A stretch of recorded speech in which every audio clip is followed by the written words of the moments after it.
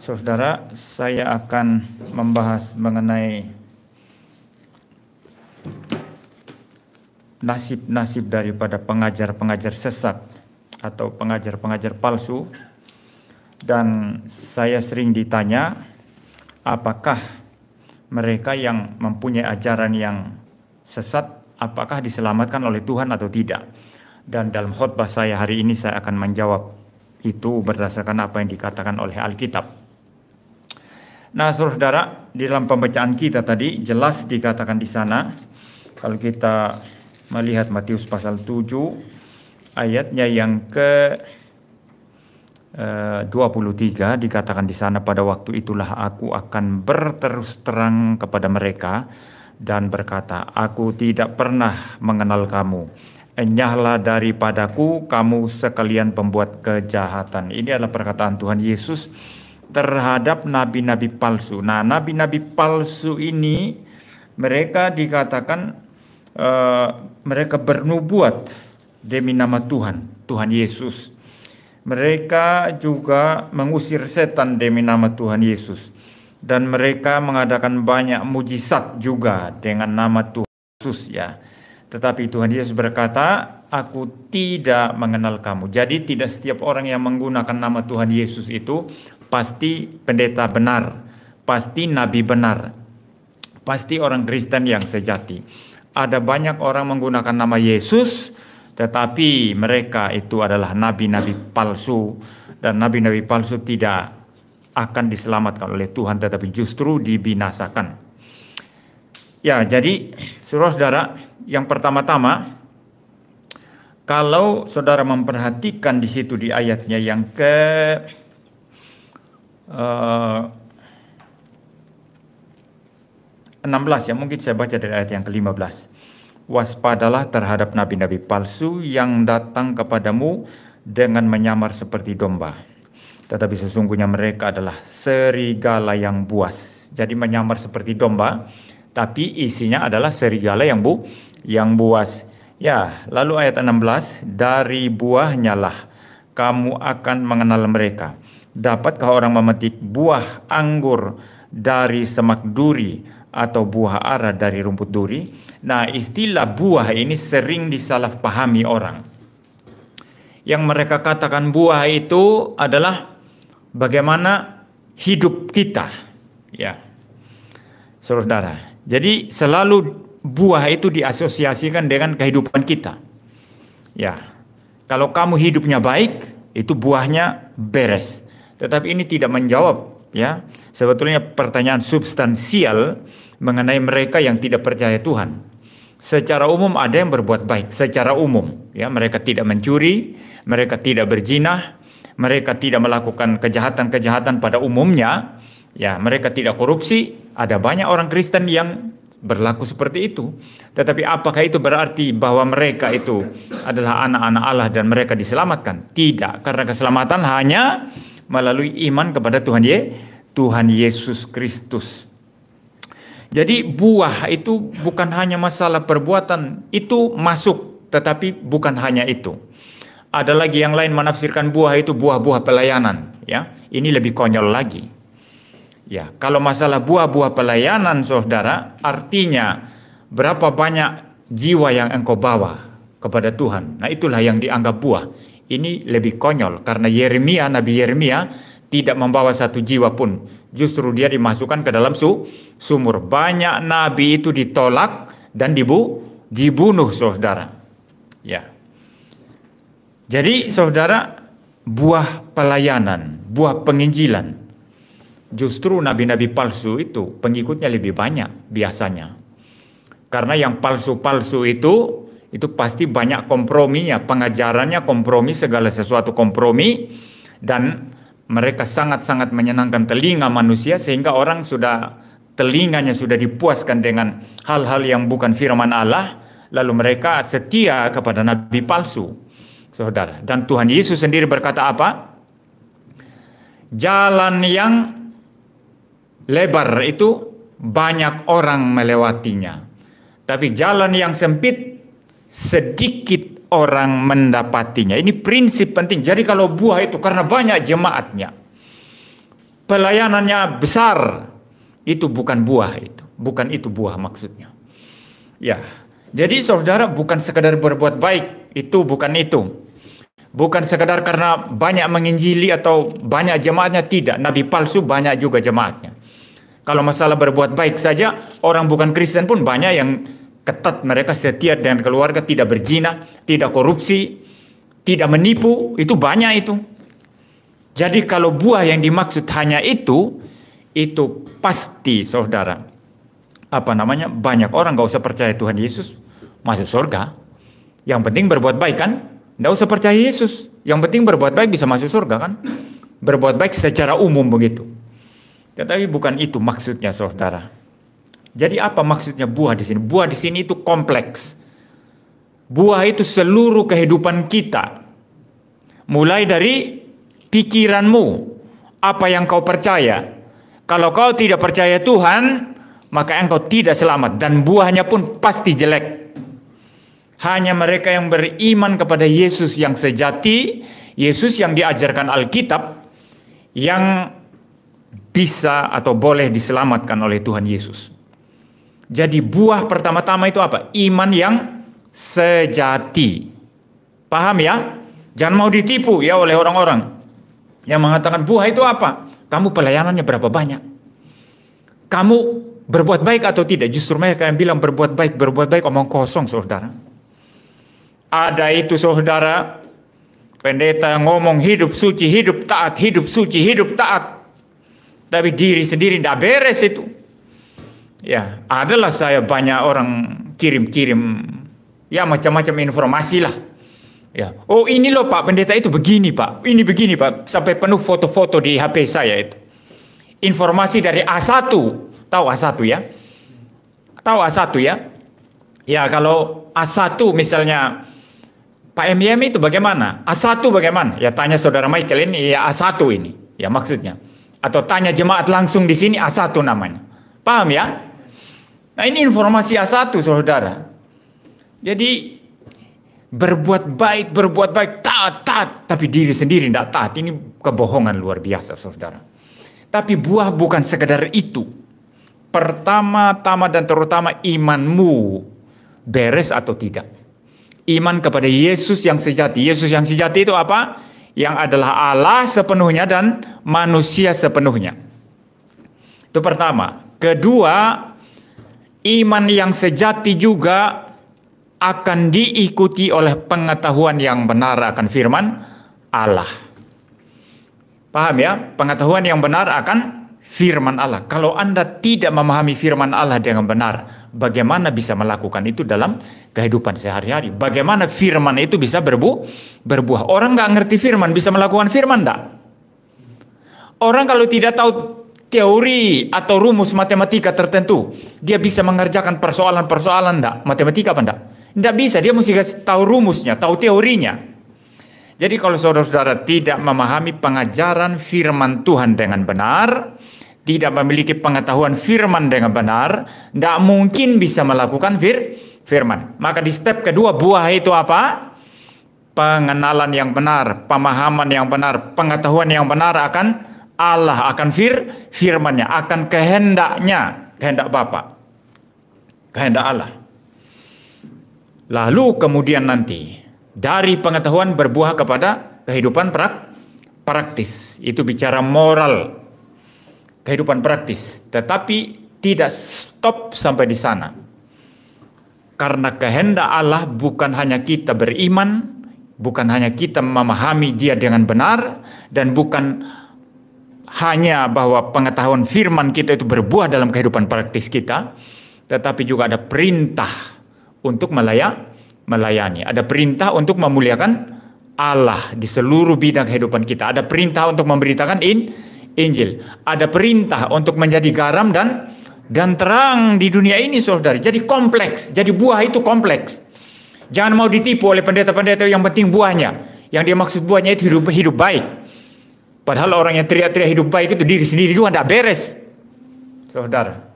Ya mending ya pendeta seperti saya ya, tidak setiap hari saya berkata kita harus taat, kita harus. Orang kalau dengar firman, paham firman, dia mesti tahu bahwa dia harus taat. Betul ya?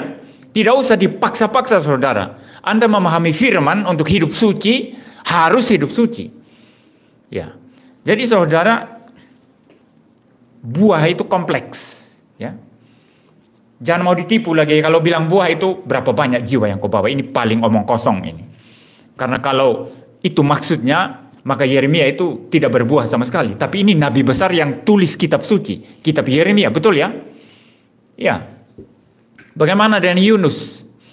Itu tidak berbuah itu. Dia berbuah pun karena dipaksa Tuhan. Masa Tuhan perintahkan pergi ke Niniwe, malah melarikan diri, saudara. Ini nabi paling melawan ini. Ini betul-betul nabi melawan ini. Buah apa dia? Karena dipaksa Tuhan saja. Dipaksa dengan cara dia dibuang ke laut, ya. Lalu ditelan ikan besar 3 hari 3 malam di sana. Lalu kemudian dia sadar, baru dia pergi ke Niniwe. Dia khotbah, baru orang bertobat, saudara. Nah, apakah ini berbuah? Ini nabi melawan berbuah. Jadi saudara, bukan itu ya, bukan itu. Ya, tetapi sebetulnya buah itu adalah bagaimana kita beriman dengan sejati, kita memahami Allah dengan benar, kita memahami firman Tuhan dengan benar, dan firman yang kita pahami itu kita praktekkan dalam kehidupan kita setiap hari, sambil terus menjalankan kehendak Allah, memberitakan Injil. Jadi kalau seseorang rajin memberitakan Injil, walaupun dia melalui penginjilannya mungkin tidak ada yang bertobat, penginjilannya itu buah. Paham ya? Dia rajin memberitakan Injil itu buah. Dia rajin menjadi garam dan terang di tengah-tengah dunia ini, itulah buah. Kalau dia orang pemerintahan, dia tidak korupsi di situ karena setia kepada Yesus Kristus, karena mau memuliakan Kristus, maka dia berbuah di situ. Saudara, walaupun mungkin orang-orang sekitarnya tetap korup, ya, tetapi dia bersih di sana, dia berbuah di sana. Jadi saudara jangan lihat jumlah ya, jangan lihat hanya sekadar berbuat baik atau apa, bukan itu buah. Jadi buah itu kompleks ya. Dan kalau kita lebih lanjut, kita hidup di dalam standar moral kerajaan Allah. Dan standar moral kerajaan Allah ini begitu tinggi ya, begitu tinggi sekali. Kita mendapati itu dalam khotbah di bukit, lalu kemudian juga kita mendapati itu dalam Galatia 5 ya, mengenai buah roh ya. Kita hidup dalam semua itu ya, yang dibarengi dengan iman yang sejati, pemahaman firman yang sejati, ya, pelayanan yang suci ya, hidup untuk memuliakan Tuhan, itu yang namanya buah. Ya, itu yang namanya buah ya. Tapi ini udah banyak orang konyol sekali ya. Kalau pendeta banyak jemaatnya dianggap berbuah, tapi pendeta itu padahal bejat ya. Pendeta itu berzina, mereka tidak tahu, atau mereka tahu mereka tutup mata. Ya, banyak pendeta besar itu berzina, saudara. Ini saya jujur, banyak pendeta besar itu berzina mereka. Ya, punya gundik, punya wil. Ya, tapi sementara teriak hidup suci, saudara. Ya, sementara teriak hidup suci. Punya anak padahal itu dengan wanita lain. Ada pendeta besar itu sudah mati dia, dan dia berhadapan dengan penghakiman Tuhan. Dia punya gundik, saudara. Tinggal sama gundiknya, nggak tinggal sama istrinya. Itu berzina dia itu. Ya. Tapi orang-orang ini nanti yang dari mimbar hidup suci, hidup kudus, tapi diri sendiri tidak beres. Ya.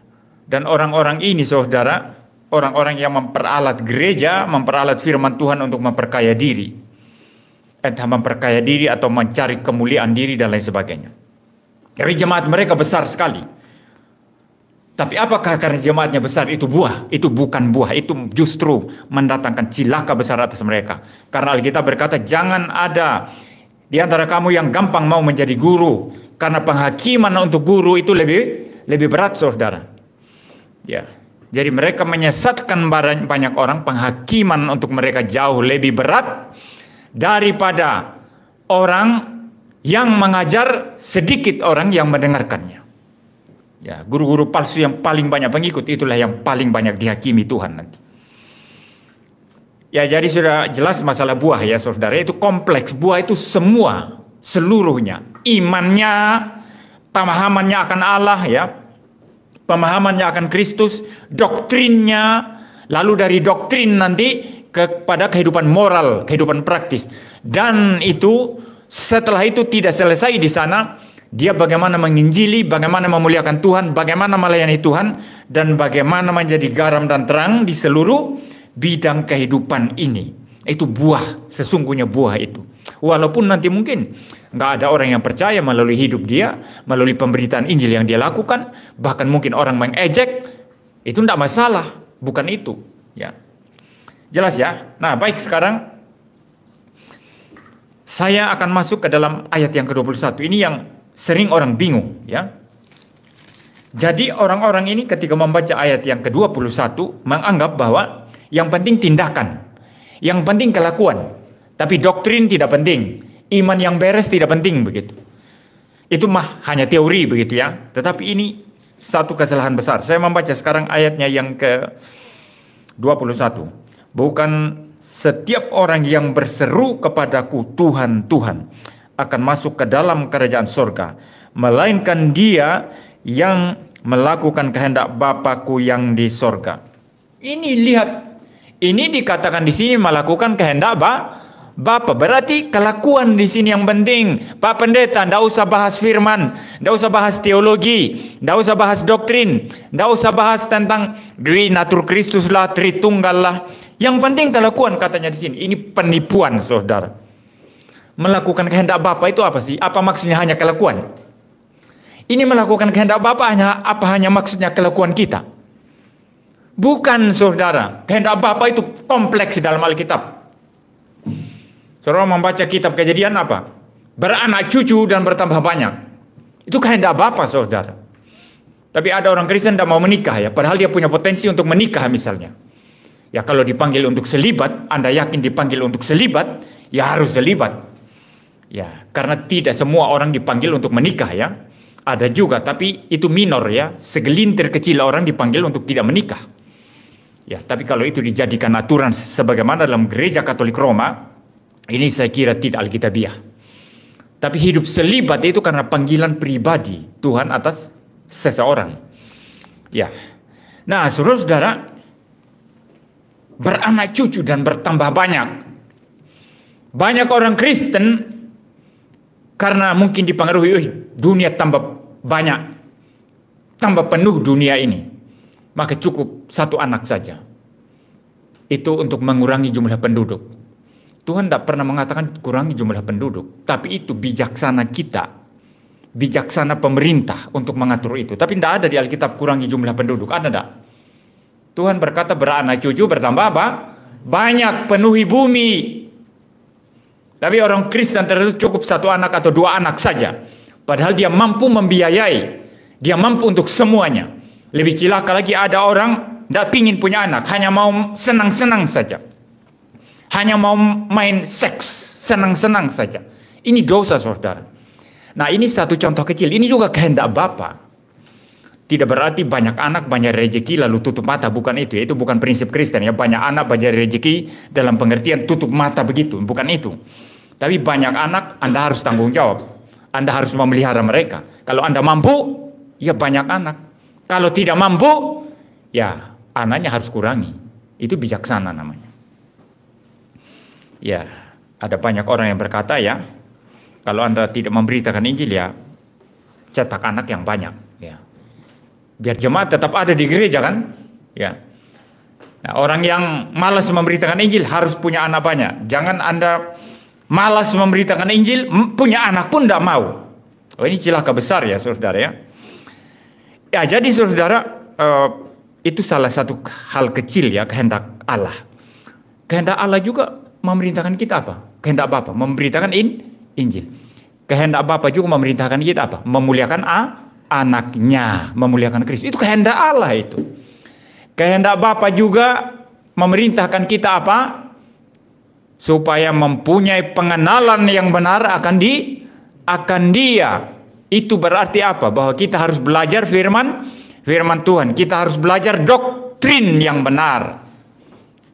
Kalau Anda mau mempunyai pengenalan yang benar terhadap Dia, Anda harus berarti memahami doktrin Allah dengan benar. Anda harus memahami Allah Tritunggal itu bagaimana. Siapa dia? Anda harus memahami bahwa ada 3 pribadi yang berbeda dalam satu substansi yang sama. Ada Bapa, Bapa selalu bersama-sama Logos atau Firman, dan selalu bersama-sama dengan Rohnya. Itu kehendak Bapa, saudara. Jadi konyol sekali dan terlalu naif ketika mengatakan kehendak Bapa ini yang penting kelakuan. Itulah tipuan setan, saudara.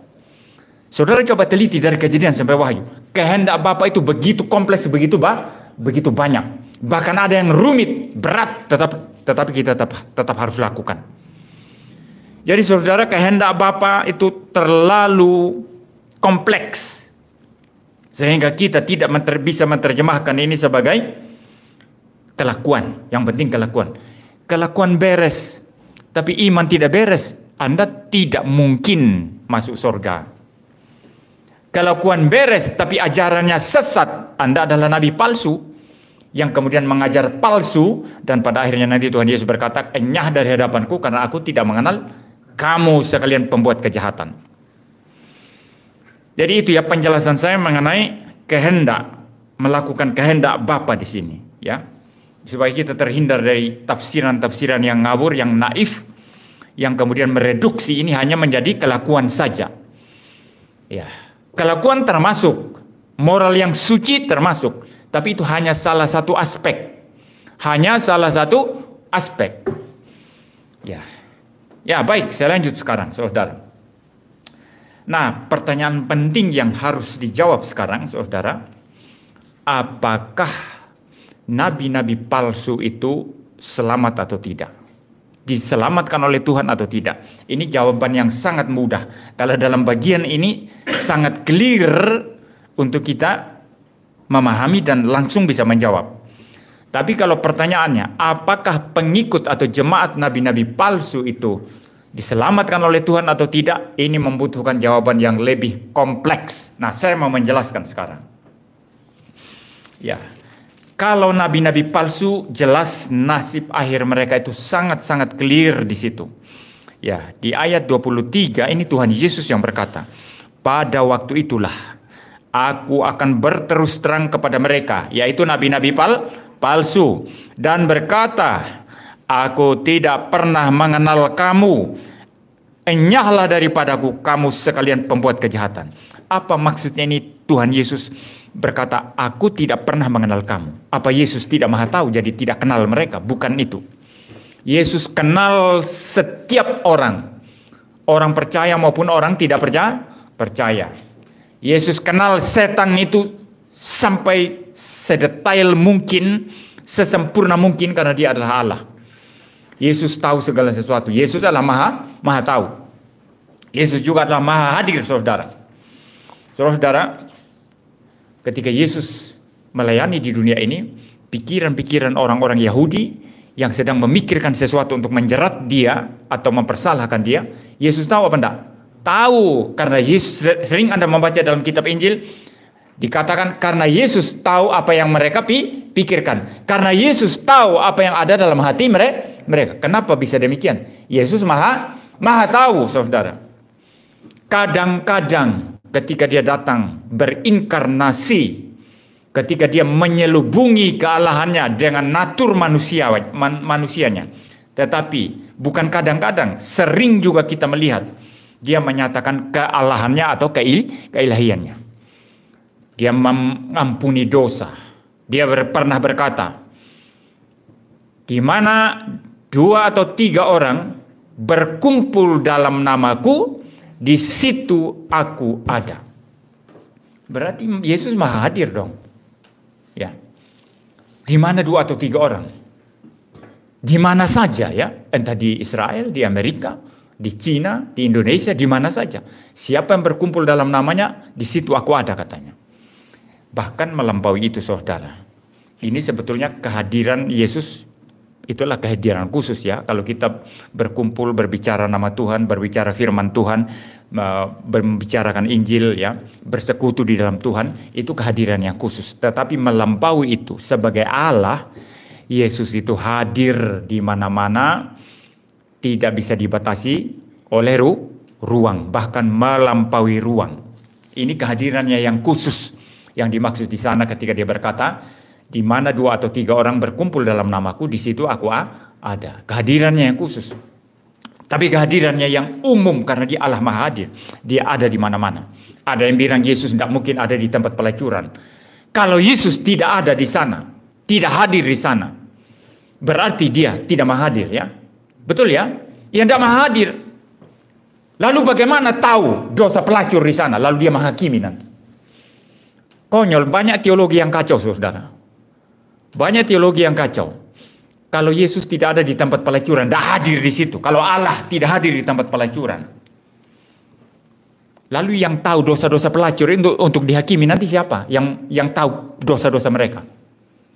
Tuhan menghakimi berdasarkan apa yang Tuhan lihat, apa yang Tuhan tahu tentang dosa-dosa mereka. Tuhan tidak hadir di neraka, kata orang.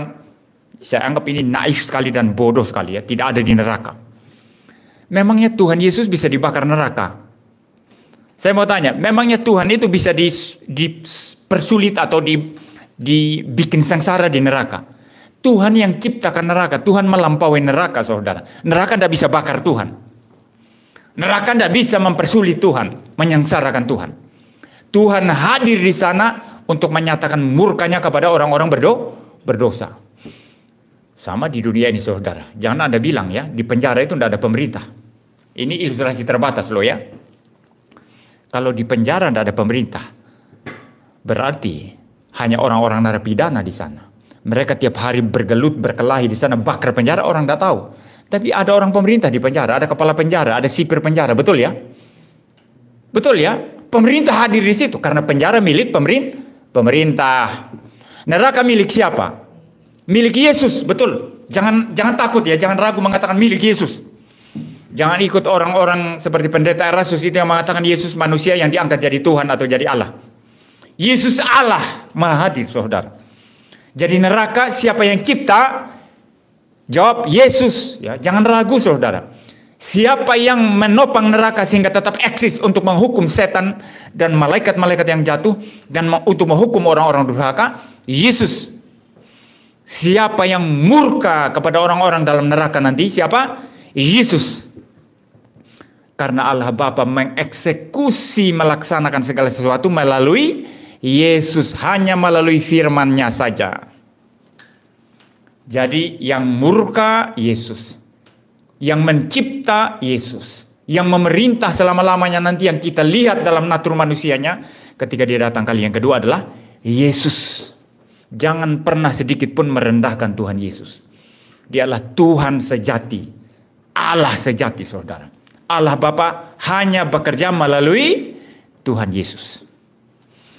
Nah, kita kembali sekarang, saudara. Jadi, saudara, Tuhan Yesus itu, saudara, berkata di sini, ya, di dalam ayat 23 tadi, pada waktu itulah aku akan berterus terang kepada mereka dan berkata, aku tidak pernah mengenal kamu. Ini bukan berarti bahwa Yesus tidak mengenal mereka. Yesus kenal mereka, tapi maksudnya tidak mengenal kamu itu artinya apa di sini? Ini mempunyai makna yang jauh lebih dalam dari itu. Aku tidak pernah mengutus kamu. Kamu bukan bagian dari aku. Kamu bukan pendeta yang aku utus. Kamu bukan penginjil yang aku utus. Kamu bukan hamba-hambaku yang aku utus. Kamu bukan nabiku, kamu bukan rasulku, tapi kamu adalah nabi palsu, pengajar palsu.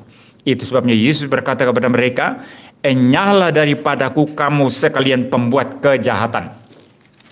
Jelas ya? Jadi bukan Yesus maksudnya tidak mengenal mereka karena Yesus tidak maha tahu. Tidak, Yesus maha tahu. Yesus tahu kejahatan mereka.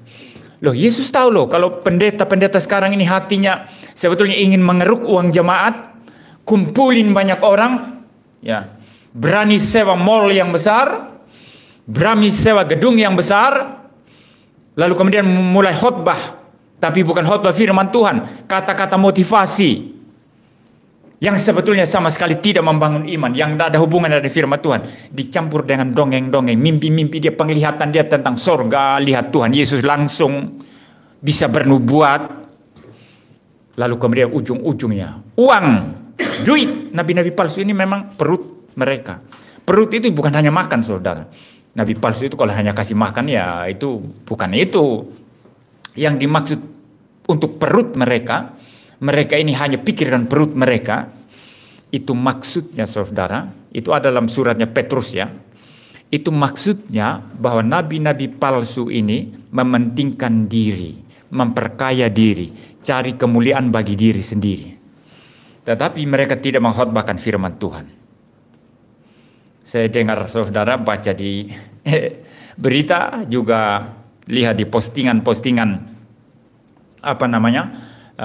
YouTube ya, mengatakan bahwa yang dulu itu jadi motivator, saudara tahu, sering tampil di TV ya, sahabat super, saudara tahu, yang inisialnya namanya MT ya, saya tidak usah sebut di sini, MT ya, sekarang dilaporkan ke polisi saudara ya, tapi dia bukan orang Kristen ya, tapi dia motivator yang sering memotivasi orang, kamu super, kamu bisa kaya. Wah, ngomongannya super saudara, tapi ternyata tidak super. Sekarang dilaporkan ke polisi dengan dugaan penipuan, menipu orang. Dugaan ini ya, dugaan ini kan harus dibuktikan, dugaan penipuan sampai 5 miliar. Ini viral saudara. Tapi ini bukan orang Kristen ya. Tapi kenapa saya bicara ini? Hati-hati pendeta-pendeta yang seperti motivator. Karena Anda tidak sedang mengkhotbahkan firman Tuhan. Anda sedang mengkhotbahkan itu perkataan-perkataan manusia yang tidak penting dan tidak akan mengubah hidup orang dan tidak akan membawa orang dekat kepada Kristus. Tidak akan mengkhotbahkan salib karena hanya mau menyenangkan pendengar supaya mereka termotivasi dan hidup lebih bagus menurut dunia ini. Ini persis yang dilakukan oleh pendeta karismatik di Amerika yang gerejanya paling besar kalau saya tidak salah, yang namanya Joel Osteen. Joel Osteen itu tidak ada Injil di sana, menegur dosa itu tidak. Bahkan dia jujur, saya tidak mau menegur dosa. Saya mau mengkhotbahkan sesuatu yang menyenangkan orang supaya mereka datang ke sini, mereka senang. Jadi maunya dia menyenangkan orang saudara, bukan menyenangkan Tuhan. Jadi dia tidak pernah mengkhotbahkan inti Injil bahwa engkau harus percaya kepada Yesus Kristus dan engkau harus meninggalkan dosa-dosamu. Engkau harus bertobat. Tidak ada khotbahnya seperti itu. Maka di mana gereja yang meneriakan pertobatan untuk konteks kita sekarang ini, pasti lebih sedikit jemaatnya. Tapi di mana gereja-gereja yang pengkhotbahnya seperti motivator, mengkhotbahkan hal-hal yang menyenangkan telinga, yang membuat mereka merasa nyaman dan enak, itu pasti banyak jemaatnya. Dan itu dianggap adalah pekerjaan Tuhan, tapi pekerjaan setan sesungguhnya saudara. Dan nabi-nabi palsu ini akan dihakimi oleh Tuhan nanti. Dan mereka pasti tidak selamat. Tetapi kalau bicara jemaat saudara, tunggu dulu. Kalau kita berbicara jemaat itu tunggu dulu. Ya. Karena ada banyak kawanan domba Allah itu disesatkan. Ya. Mereka mungkin pada awalnya mempunyai iman yang sejati. Tapi karena ketemu guru-guru palsu, maka mereka menjadi pengikut guru palsu. Tetapi saudara, ini perbedaannya. Kawanan domba Allah yang sejati, jemaat yang sejati itu, pada titik tertentu nanti akan bertobat.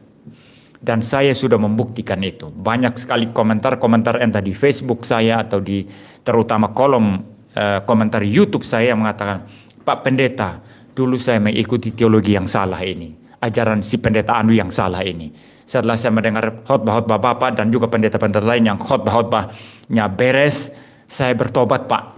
Saya mau kembali kepada ajaran yang benar. Saya tinggalkan gereja itu sekarang. Itu banyak sekali komentar-komentar seperti itu.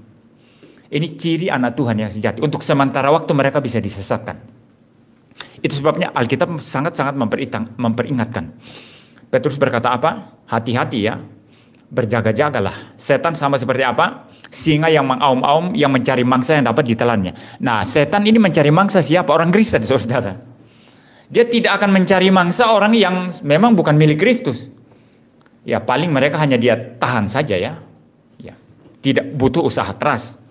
Dia hanya membuat mereka terlena dengan dosa, dengan kenikmatan dunia. Ya sudah, itu habis ya.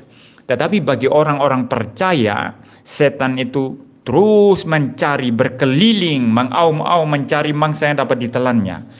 Sehingga kalau bisa orang-orang pilihan juga disesatkan. Memang orang pilihan bisa disesatkan, tetapi itu tidak bertahan seterusnya. Pada titik tertentu nanti orang-orang pilihan akan berbalik kepada firman Allah yang sejati, berbalik kepada Tuhan, dan mereka sadar ternyata yang saya ikuti selama ini itu salah, palsu adanya. Ternyata yang saya ikuti selama ini tidak beres adanya. Saya pernah mengatakan ya, seseorang dulu asal dari gereja karismatik yang tidak beres, yang tidak mengkhotbahkan firman Tuhan, hanya cerita mimpi-mimpi, khotbah-khotbah seperti motivator, yaitu jemaat GRI itu ya, gerejanya pendeta si Pentong ya. Pernah sharing kepada saya bilang gini, Pak, saya dulu aslinya karismatik, tapi setelah saya lama mendengar khotbah-khotbah yang membahas firman Tuhan dari gereja Reform, sekarang ini kalau saya mendengar lagi khotbah pendeta yang dulu yang saya suka, itu rasanya tidak ada apa-apanya Pak, seperti sampah itu. Ini orang sadar sekarang, sudah dicerahkan oleh kebenaran. Ya. Nah, ada banyak sekarang anak-anak Tuhan yang sejati indekos di tempat-tempat yang salah itu. Ya. Indekos, tahu indekos ya? Mereka tinggal untuk sementara waktu di sana. Bukan gereja mereka sebetulnya, hanya indekos. Karena mereka ditipu oleh pengajar palsu itu tadi. Mereka indekos di mana-mana. Ya.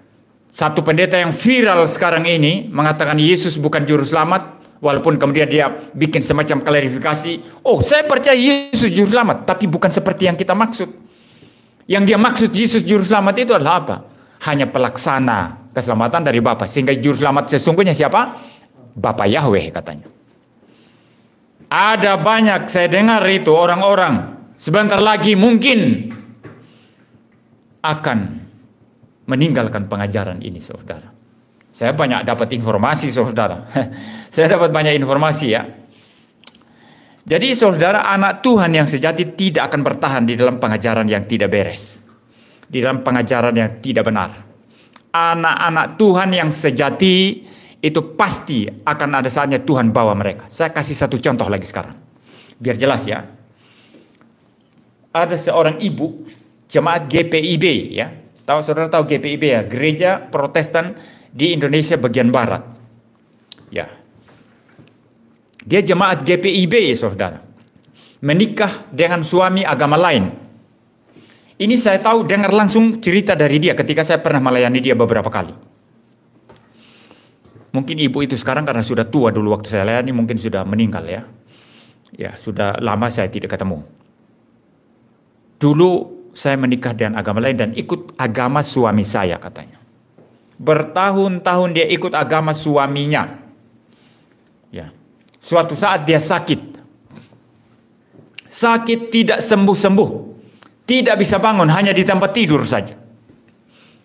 Lalu di dalam sakitnya itu saudara, dia bilang, saya bermimpi katanya. Ya. Tidak semua mimpi kita anti saudara ya. Tuhan bisa bekerja melalui hal-hal yang Tuhan anggap di dalam kedaulatannya itu bisa dikerjakan. Nanti kita lihat hasil akhirnya seperti apa. Ya. Saya bermimpi katanya dalam sakitnya itu tidak bisa bangun. Ada seseorang yang kuat sekali katanya, saya tidak tahu siapa, yang angkat saya katanya. Ini mimpi. Angkat saya, langsung kemudian saya dibawa ke satu gereja, dibanting di situ, dimasukkan di rumahmu di sini. Setelah dia sadar, langsung bisa ngomong, langsung bisa sembuh dia. Lalu kemudian dia ngomong kepada suami yang agama lain itu, Mas, saya berhenti agama ini hari ini juga. Saya mau kembali ke agamaku yang dulu. Saya mau kembali kepada Tuhan Yesus. Jadi Tuhan mempunyai banyak cara untuk mengembalikan anak-anak Tuhan yang sejati ke dalam kandangnya. Saudara, sampai dia mati, dia tidak kembali lagi ke agama suami. Suaminya tetap di agamanya.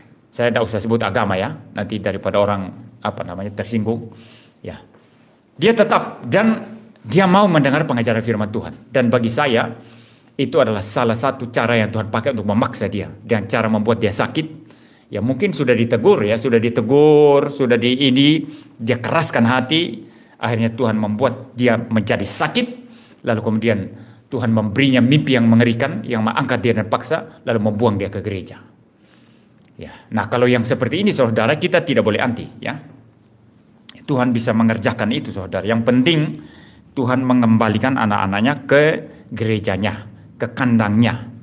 Yesus sendiri yang berkata kan, dia akan memimpin kita ke kandang. Ya, kalau pencuri itu bagaimana? Mereka tidak lewat pintu. Mereka melompat, mereka mencuri, ya. Tapi kalau Yesus pemilik kandang, Yesus bahkan adalah pintu, Yesus adalah gembala yang baik. Nah, intinya di sini apa saudara? Anak-anak Tuhan yang sejati itu pasti dibawa oleh Tuhan kembali ke kandang. Mungkin untuk sementara waktu mereka disesatkan. Maka kalau ini yang ditanyakan dalam konteks ini, apakah jemaat nabi-nabi palsu itu diselamatkan oleh Tuhan atau tidak, atau masuk neraka, masuk surga atau masuk neraka? Saya menjawab, kalau mereka Kristen sejati, pada akhirnya Tuhan akan mengembalikan mereka ke gereja yang beres dan mereka pasti selamat.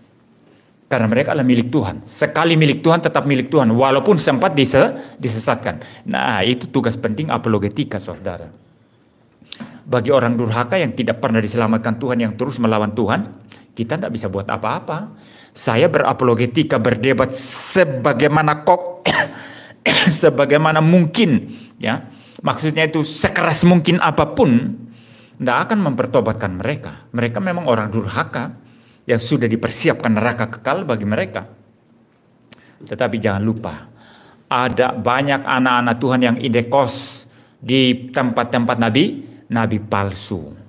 Maka ketika kita mengkhotbahkan firman Tuhan yang sejati, kita mengkhotbahkan Injil yang sejati, kita berapologetika melawan nabi-nabi palsu, pengajar-pengajar palsu, maka anak-anak Tuhan itu boleh kembali mendengar suara firman Tuhan, panggilan Kristus melalui hamba-hambanya. Dan mereka boleh kembali ke kandang. Tadinya indekos, sekarang kembali ke rumahnya yang asli. Bersama-sama Kristus yang sejati. Ada satu contoh lagi saudara. Dalam webinar yang saya pimpin beberapa hari yang lalu oleh salah satu STT, itu ada satu penanya yang mengatakan begini, menanyakan begini.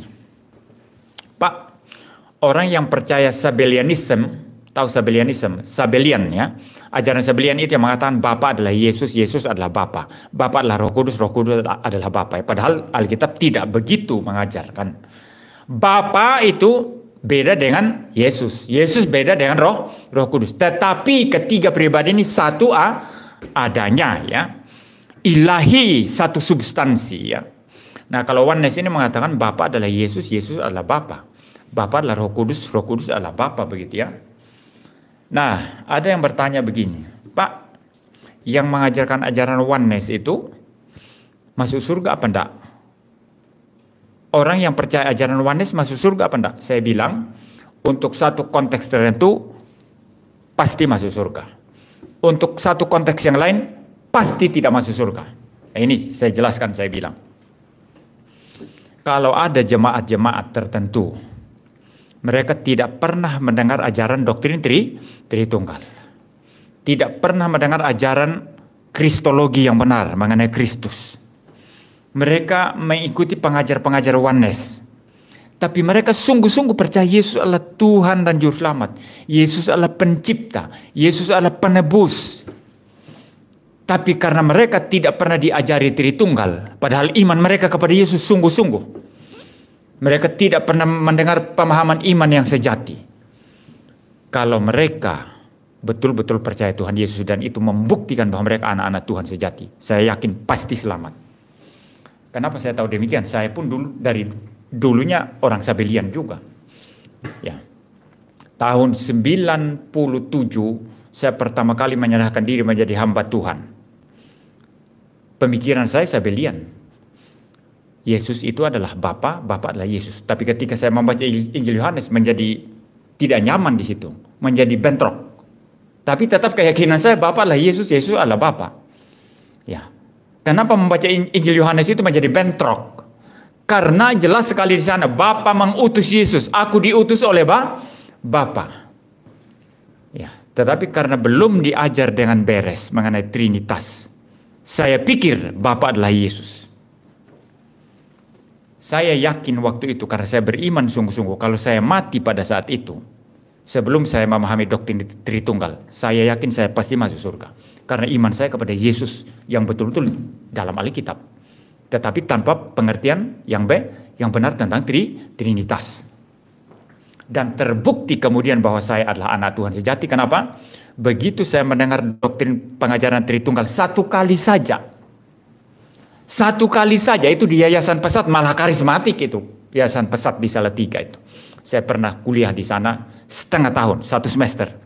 Dan saya dapat juara 1 di sana.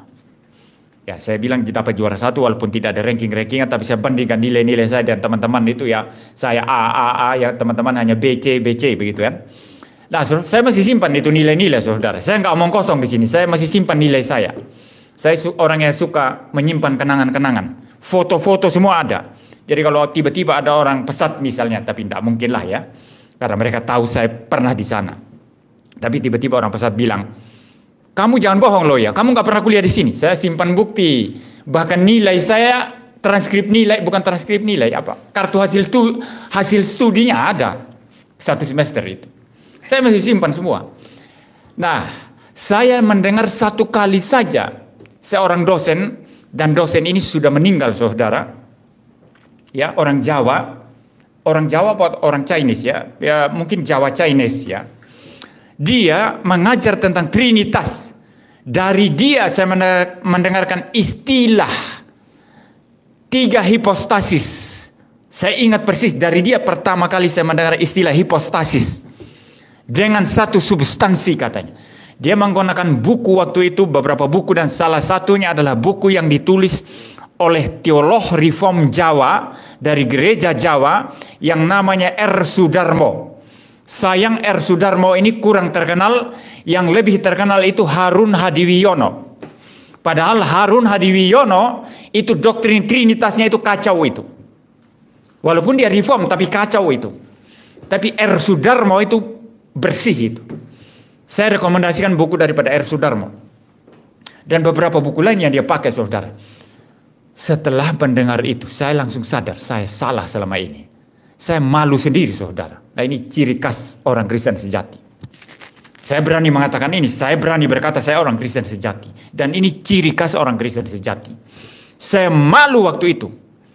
Sejak saat itu, saya yakinnya Allah yang saya percaya adalah Allah Tritunggal. 1 substansi, 3 hipostasis. 3 pribadi yang berbeda, tetapi 1 adanya.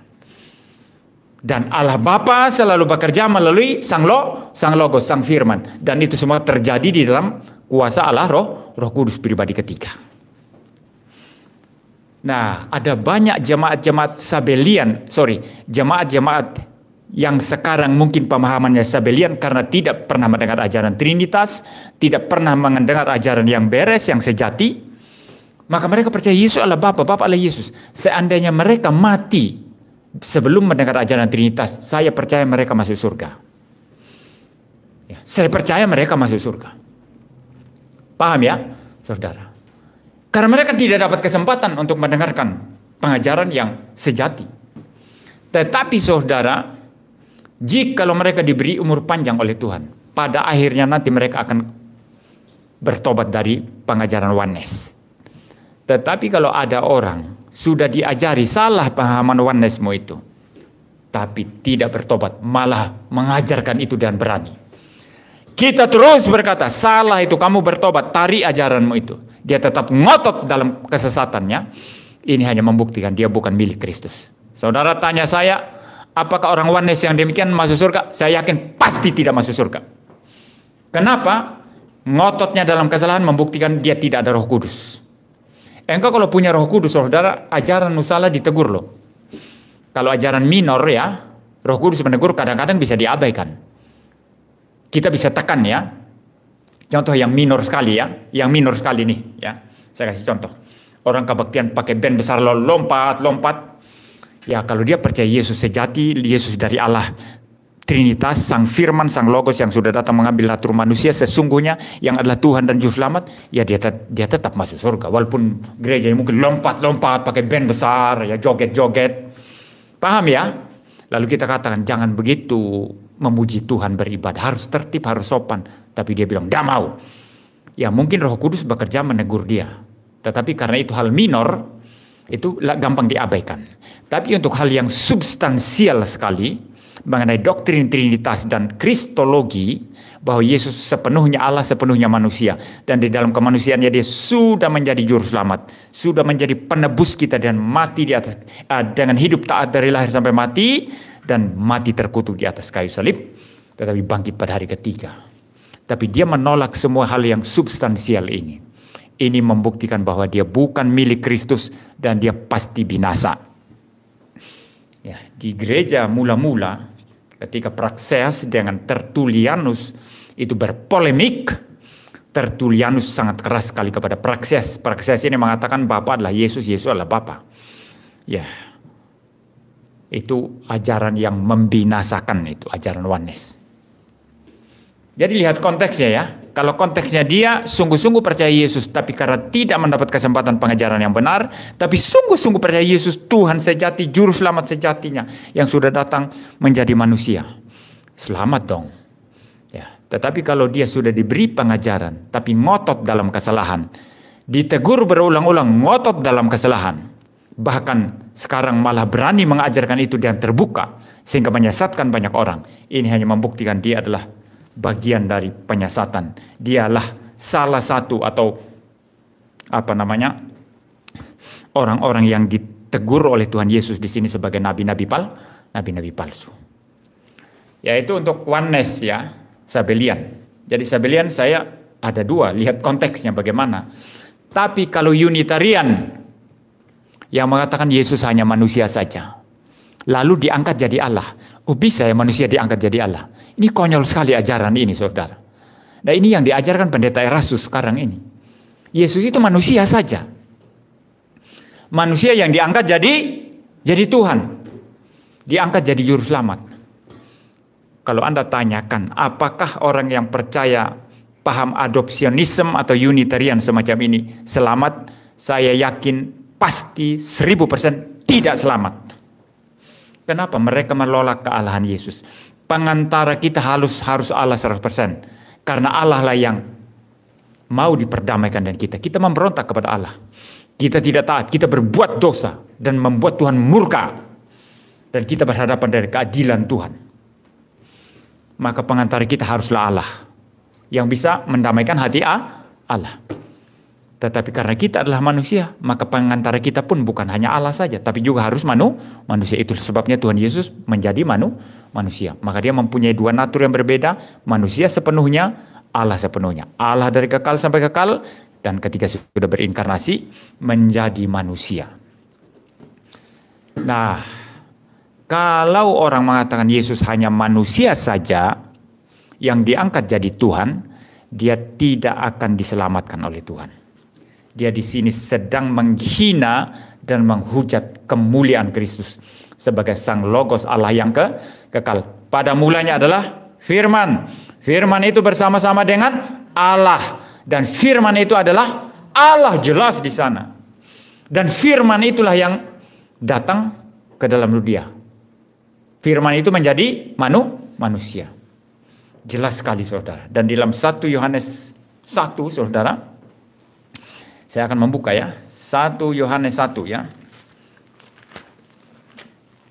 Ya. 1 Yohanes 1 dikatakan di sana saudara, apa yang telah ada sejak semula, yang telah kami dengar, yang telah kami lihat dengan mata kami, yang telah kami saksikan, dan yang telah kami raba dengan tangan kami. Tentang siapa? Tentang firman hidup. Itulah yang kami tuliskan kepada kamu. Tentang logos ini. Logos yang di ayat 1 Yohanes 1 ayat 1 dikatakan sebagai Allah. Logos itu adalah Allah. Firman hidup itu yang datang menjadi manusia, mengambil natur manusia. Sangat clear, sangat jelas. Jadi menolak kealahan Yesus tak mungkin selamat. Sebaliknya sama juga. Saudara hanya mempercayai Yesus adalah Allah. Tapi menolak kemanusiaannya, saudara juga menolak keselamatan. Karena karya keselamatan yang dikerjakan Kristus itu dikerjakan di dalam kemanusiaan. Tetapi Anda menolak dia sebagai manusia, Anda tidak selamat. Dan sangat clear sekali di dalam dalam surat Yohanes. 1 Yohanes pasal 4 ya, saya membaca dari ayat pertama. Saudara-saudaraku yang kekasih, janganlah percaya akan setiap roh, tetapi ujilah roh-roh itu, apakah mereka berasal dari Allah, sebab banyak nabi-nabi palsu yang telah muncul dan pergi ke seluruh dunia. Perhatikan, banyak nabi palsu ya. Nabi palsu yang dikatakan Tuhan Yesus tadi di sini sebagai pembuat kejahatan yang enyah dari hadapan Kristus. Ayat 2. Demikianlah kita mengenal roh Allah. Setiap roh yang mengaku bahwa Yesus Kristus telah datang sebagai manusia berasal dari Allah. Jadi pekerjaan Roh Kudus itu membuat kita mengaku Yesus itu datang menjadi manusia atau datang sebagai manusia. Nah, ini Yohanes tulis ini untuk melawan ajaran yang dipengaruhi oleh Gnosticism ya. Filsafat Yunani yang mengatakan yang rohani tidak mungkin bersatu dengan yang materi, ya, yang duniawi. Tidak mungkin, karena yang duniawi ini kotor, ya, najis. Nah, sehingga mereka mengajarkan Yesus itu bukan sungguh-sungguh manusia. Ya, kalau Yesus logos itu berasal dari atas, dia tidak mungkin sungguh-sungguh manusia. Dia hanya kelihatannya saja manusia. Ajaran semacam ini disebut sebagai doketisme. Ya, jadi Yesus itu kemanusiaannya, tubuhnya, kemanusiaannya itu hanyalah maya, semu, tidak sungguh-sungguh manusia. Tapi Rasul Yohanes mengatakan mereka adalah antikristus. Dan itulah pekerjaan nabi-nabi palsu. Jadi kalau mau selamat, percaya apa yang kita harus percaya. Yesus adalah Allah sejati, Sang Logos ilahi, firman Allah yang kekal, yang bersama-sama dengan Bapa dalam kekekalan, yang sudah datang untuk mengambil natur manusia sepenuhnya. Jadi juga percaya bahwa dia adalah manusia sepenuhnya. Dialah Tuhan dan Juru Selamat. Maka Unitarian yang percaya Yesus hanya manusia saja tidak mungkin selamat. Saksi-saksi Yehova yang percaya Yesus adalah diciptakan, permulaan ciptaan Allah yang diciptakan mula-mula sebelum menciptakan semua alam semesta, manusia, malaikat dan lain sebagainya. Dialah ciptaan pertama. Juga tidak akan mendapat bagian dalam keselamatan karena mereka menghina Kristus dari kealahannya. Ya. Tidak mungkin diselamatkan, saudara. Kalau Sabellianisme, saya punya dua konteks. Pertama, kalau dia tidak paham tapi sungguh-sungguh percaya Yesus Tuhan dan Juru Selamatnya, pencipta yang sudah datang menjadi manusia, menjadi Juru Selamatnya, ya dia selamat karena dia tidak dapat kesempatan mendengarkan ajaran Tritunggal. Tapi pada akhirnya nanti Tuhan akan menarik mereka bawa ke kandang yang benar. Itu sudah banyak itu orang Oneness bertobat. Ya, tapi kalau tidak bertobat, berarti memang mereka bukan milik Kristus, pasti binasa dengan ajaran Oneness-nya. Kalau Unitarian yang mengatakan Yesus hanya manusia saja, tidak mungkin selamat. Pengajarnya tidak selamat, jemaat yang menerima itu tidak selamat, kecuali kembali ke kandang dan bertobat dan percaya bahwa Yesus adalah Allah 100%, manusia 100%. Dia Tuhan dan Juru Selamat, Allah sejati, Allah dari Allah, terang dari terang, baru boleh selamat. Saksi-saksi Yehova tidak mungkin diselamatkan, kecuali mereka meninggalkan keyakinan mereka yang palsu dan boleh menerima bahwa Yesus sepenuhnya Allah, sama dengan Bapa, sama dengan Roh Kudus. Berbahagialah kita yang mendengarkan firman Tuhan ini, bila kita semakin yakin, semakin diteguhkan iman kita bahwa Tuhan kita Yesus Kristus adalah Allah sepenuhnya yang sudah datang mengambil natur manusia, dan di dalam kemanusiaannya dia sudah mengerjakan karya kemesiasannya, menjadi Juru Selamat dan menjadi pengantara satu-satunya. Siapa yang percaya kepada dia pasti selamat. Siapa yang menolak Kristus pasti binasa. Jangan abu-abu ya saudara ya. Tidak ada abu-abu dalam Alkitab. Yohanes sendiri juga berkata, siapa menolak anak juga menolak Bapa. Siapa memiliki anak yaitu firman memiliki Bapa. Karena anak itu juga adalah Allah. Anak Allah yang kekal. Ada orang yang berkata, Yesus itu anak Allah yang kekal. Tapi jangan bilang Allah anak, ini konyol ya. Kalau Injil Yohanes mengatakan pada mulanya adalah firman, firman itu bersama-sama dengan Allah, dan firman itu adalah Allah, berarti Logos adalah Allah kan? Sang anak adalah Allah kan? Jadi salah kalau kita mengatakan Allah anak, salah apa enggak? Ya enggak salah, memang dia Allah. Sama dengan Roh Kudus, Allah Roh Kudus. Orang bilang jangan bilang Allah Roh Kudus. Enggak ada Allah Roh Kudus begitu di Alkitab. Tapi dia adalah Roh Allah yang kekal. Dia adalah Allah sendiri, pribadi ketiga Allah Tritunggal. Salah kalau kita mengatakan, salahkah kalau kita mengatakan Allah Roh Kudus? Tidak salah. Jadi ada Allah Bapa, ada Allah Anak, ada Allah Roh Kudus. Walaupun istilah semacam Allah Anak itu tidak ada dalam Alkitab, tapi itu ajaran Alkitab. Pada mulanya adalah firman, firman itu bersama-sama dengan Allah, dan firman itu adalah Allah. Jadi boleh tidak mengatakan Allah Anak? Boleh dong. Allah Yesus Kristus, boleh tidak? Ini memang dia Allah. Paham ya? Jangan mau disesat-sesatkan atau ditipu-tipu oleh pengajar-pengajar palsu, pengajar-pengajar sesat. Saya bicara sampai di sini, saudara. Biarlah kita semakin cinta Tuhan, semakin mengasihi Tuhan, dan semakin memuliakan Dia dalam kehidupan kita setiap hari. Mari kita berdoa. Bapa di surga, terima kasih Tuhan untuk kemurahan-Mu. Engkau terus memperdengarkan kami firman-Mu yang sejati. Firman-Mu yang menghidupkan kami. Engkau terus mengajar kami agar kami memuliakan Sang Anak, Allah dari Allah, terang dari terang, Logos ilahi yang kekal, yang sudah datang mengambil natur manusia, dan dalam kemanusiaannya Dia boleh berkorban untuk kami. Terima kasih Tuhan. Biarlah dari hari ke hari kami semakin cinta Tuhan, makin cinta firman Tuhan, makin cinta untuk melayani Tuhan, memuliakan Tuhan. Makin serius juga dalam doa-doa kami, makin serius bersekutu dengan Tuhan, sehingga kami betul-betul menjadi mirip dengan Tuhan. Sebagaimana dikatakan dalam Roma pasal 8, bahwa kami harus menjadi serupa dengan gambaran anaknya. Terima kasih Tuhan, dalam nama Tuhan Yesus Kristus kami berdoa. Amin.